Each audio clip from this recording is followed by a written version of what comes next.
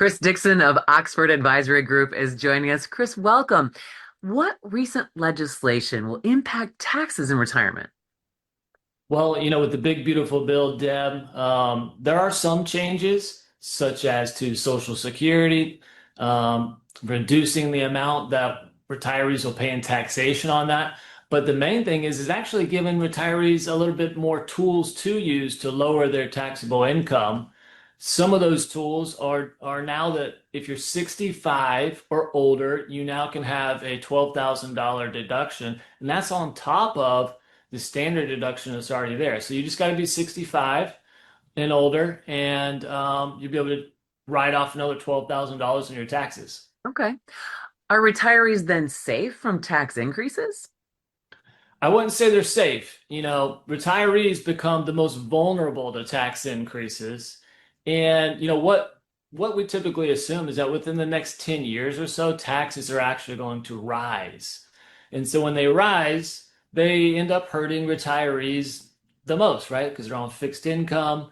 They're trying to make ends meet.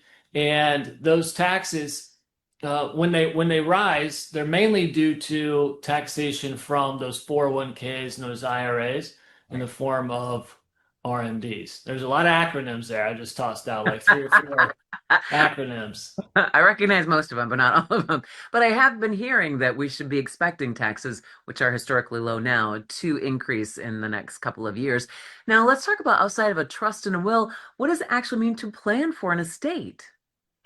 Well, so a trust and a will, that's just really dictating where you want your assets to go, Mhm. right? Who you want them to go to, how. But when we're talking about estate planning, what we're really talking about is taxation. What we're really talking about is how can we lower our taxes now in the present?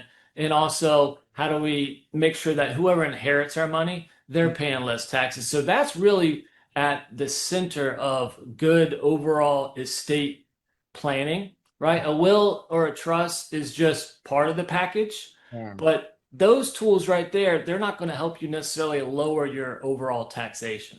All right.